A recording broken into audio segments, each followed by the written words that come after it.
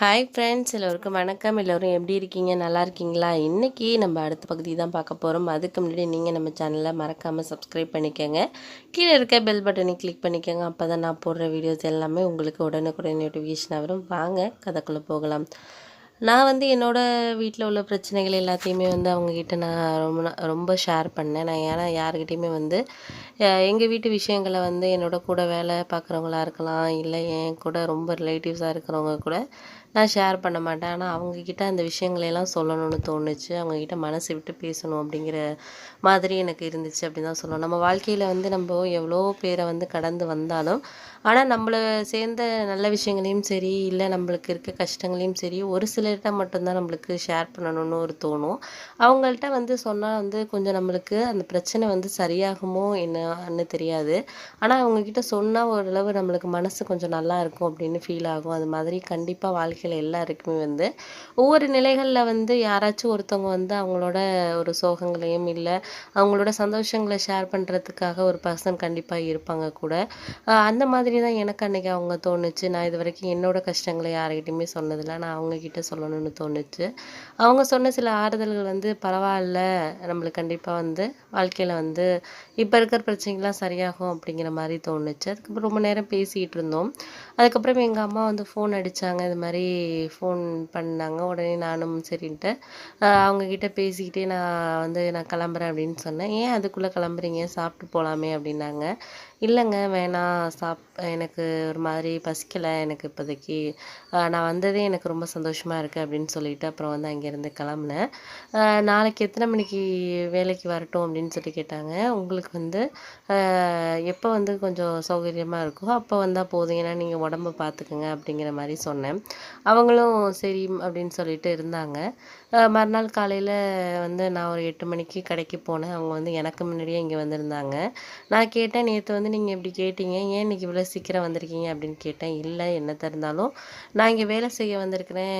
நீங்கள் என்ன தான் எனக்கு நிறைய சலுகைகள் கொடுத்தாலும் அதை நான் எனக்கு ஏற்ற மாதிரி நான் அதை மாற்றிக்க முடியாது. உங்களுக்கு கொஞ்ச நாச்சும் லாபம் வர்ற மாதிரியான விஷயங்களை தானே நான் செய்யணும் அப்படிங்கிற மாதிரி சொன்னாங்க.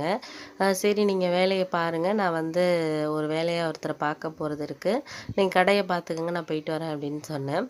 அதுக்கப்புறம் என்னோட ஒரு நெருங்கிய நண்பர் அவர் ரொம்ப வருஷத்துக்கு முன்னாடிலேருந்து என்னோட நண்பர். ஆனால் ஒரு 2-3 வருஷமாக அவரோட கான்டாக்ட் இல்லாமல் இருந்துச்சு. அவர் வெளியூரில் போயிட்டு ஒரு வேலை செஞ்சுக்கிட்டு இருக்கதா எனக்கு ஒரு கொஞ்ச நாளைக்கு முன்னாடி ஃபோனில் பேசியிருந்தார். அதுக்கப்புறம் அவரை பார்க்கல. அன்னைக்கு பார்த்து அந்த கடைக்கு நான் இருக்கிறேன்னு நினச்சிட்டு வந்திருந்திருப்பார் போல இருக்குது. அதுக்கப்புறம் அவங்களும் பேசிக்கிட்டு இருந்தாங்க. பேசிக்கிட்டு இருந்தோன்னே நான் அதுக்கப்புறம் வந்தேன்.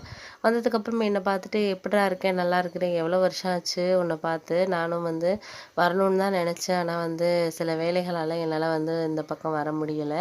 இப்போ தான் எங்கள் வீட்டில் ஒருத்தவங்களுக்கு இங்கே பொண்ணு அண்ணன் பொண்ணுக்கு இங்கே மாப்பிள்ளை பக்கத்தில் தான் பார்த்துருக்கோம். அதை விசாரிக்கிறதுக்கு வந்தேன். எனக்கு ஓ ஞாபகம் வந்துச்சு. சரி, ஒன்றுக்கிட்ட விசாரித்தா அந்த பையனை பற்றி நல்லா தெரியுங்கிறதுனால தான் நான் வந்தேன்டா அப்படின்னு சொன்னாங்களா. சரிடா, நீ ஏன் இப்படி வந்தோடனே நின்று பேசிக்கிட்டு இருக்க, வா வீட்டுக்கு போகலாம் அப்படின்னு. இல்லை, பரவாயில்ல, என்னோட ஒய்ஃபு அப்புறம் குழந்தையெல்லாம் அங்கே நின்றுக்கிட்டு இருக்காங்க, அந்த கடையில் பொருள் வாங்கிட்டு நின்றுட்டுருக்காங்க, நான் அப்படியே போயிட்டு வரலாம் அப்படின்னு சொல்லிட்டு தான் நான் வந்தேன் அப்படின்னு சொன்னான். சரி, நீ ஒரு கூல்ட்ரிங்க்ஸ்னாச்சும் சாப்பிடு அப்படின்னு சொல்லிட்டு அப்புறம் கூல்ட்ரிங்க்ஸ் சாப்பிட்டு இந்த மாதிரி அந்த பையனை பற்றி சொன்னேன். அந்த பையன் நல்ல பையன் தான்டா, அவங்க குடும்பம்லாம் நல்ல குடும்பம் தான், அவங்க அப்பாலாம் நல்லா பழகுவார், நம்ம கடைக்கு கூட ரெகுலராக பொருள்லாம் வாங்கிட்டு போவார், நல்ல பையன்தான், பையன் அவனை பற்றி ஒன்றும் பிரச்சனை இல்லை, நீங்கள் தாராளமாக கொடுக்கலாம் அப்படின்னு சொன்னேன். அதுக்கப்புறம் என்ன, உனக்கு குழந்தைங்களாம் இருக்கா, என்ன படிக்குது என்னன்னு கேட்டேன். இல்லைடா, எனக்கு குழந்தைங்க இல்லை, எனக்கு முன்னாடியே உனக்கு மேரேஜ் ஆணுச்சு, என்ன இப்படி சொல்கிற, நீ போயிட்டு ஏதாச்சும் பார்க்கலாம்ல அப்படிங்கிற மாதிரி சொன்னால். நாங்களும் பார்த்துட்டு தாண்டா இருக்கோம், ஒன்றும் செட் ஆகலை. எனக்கு நம்பிக்கை இருக்குது, கண்டிப்பாக இந்த வருஷம் கண்டிப்பாக எனக்கு குழந்த பிறக்கும் அப்படிங்கிற நம்பிக்கை இருக்குது அப்படின்னு சொன்னேன். சரி, நீ ஒன்றும் கவலைப்படாத, அதெல்லாம் யோசிக்காத, நான் தெரியாமல் கேட்டுட்டேன்டா, என்ன தப்பாக நினைக்காத அப்படின்னா. இதில் என்னடா இருக்குது, நீ வேணுக்குனேவா கேட்ட, உனக்கு இது தெரியாதுல்ல, அதனால தானே கேட்டிருக்க அப்படின்னு சொல்லிட்டு அவன் சொன்னான். சரி, நீ பார்த்துக்கடா, நான் இடையில வரப்போ உன்னை பார்க்குறேன், ஒன்றும் பிரச்சனை இல்லை, நீ பார்த்துக்க அப்படிங்கிற மாதிரி சொன்னான். சரி, ஓகே அப்படின்னு சொல்லிட்டு நானும் அங்கேருந்து எனக்கு மனசு கவலையாக இருந்துச்சு. சரின்ட்டு நான் போயிட்டு வரேன்னு சொல்லிட்டு அவங்ககிட்ட கிளம்பிட்டேன். அதுக்கப்புறம் வந்து அவங்க ஃபோன் அடிச்சுக்கிட்டே இருந்தாங்க. நான் ஆனா எடுக்கவே இல்ல. நைட் வந்து 7 மணி இருக்கும். எனக்கு ஒரு மாரி மனசு கஷ்டமா இருந்ததுனால, அப்படியே சரி பக்கத்தில இருக்க ஒரு பூங்கா இருந்துச்சு. அங்கே போயிட்டு வரலாம் அப்படின்னு சொல்லிட்டு, அப்ப தான் வந்து வெளியில வந்து போலான்ட்டு கிளம்புனேன். உடனே அவங்களும் வந்தாங்க. "என்ன ஃபோன் அடிக்கிறேன், இவ்வளோ டைம் அடிச்சுட்டேன், 10 டைமுக்கு மேல. நீங்க என்ன எடுக்கவே இல்ல. ஏன் என்னாச்சு? என் மேல ஏதாச்சும் கோவமா?" அப்படின்னு கேட்டாங்க. "உங்க மேலலாம் எந்த கோவமும் இல்லங்க. எனக்கு மனசு சரியில்ல. எனக்கு அவன் ஃப்ரெண்டு கேட்டதுலேருந்து ஒரு மனசே ரொம்ப ஒரு மாரி கவலையா இருந்துச்சு. அதனால தான் எனக்கு அங்கே இருக்க பிடிக்கல. அதனால தான் உங்ககிட்ட கடைய விட்டுட்டு நான் வந்துட்டேன். வேற ஒண்ணும் கிடையாது. உங்க மேலலாம் எந்த கோவமும் இல்ல." அப்படின்னு சொல்லி சொன்னாங்க. இதுக்கா வந்து நீங்க இவ்வளோ இதா இருக்கிறீங்க? சரி வாங்க எங்க போறீங்க?" அப்படின்னு கேட்டாங்க. நான் அந்த பக்கத்தில பூங்காவுக்கு வாங்க என்னோடயே வாங்க போவோம் பேசிட்டு அப்படின்னு சொன்னேன். அதுக்கு அவங்க சொன்னாங்க, "என் வாழ்க்கையே எடுத்துக்கங்க. எனக்கு ஹஸ்பண்ட் சரியில்ல. எனக்கு ஒரு பொண்ணு, ஒரு குழந்தை இருந்து அவள நான் கஷ்டப்பட்டு இவ்வளோ இது வளர்த்துக்கிட்டு இருக்கேன். இப்போ அவளுக்கு நாளைக்கு மேரேஜ் பண்ணணும். எனக்கு எவ்வளோ சொந்தக்காரவங்கலாம் யாருமே சப்போர்ட் கிடையாது. இப்படியெல்லாம் ஒரு சூழ்நிலையில தான் நான் இருக்கேன்.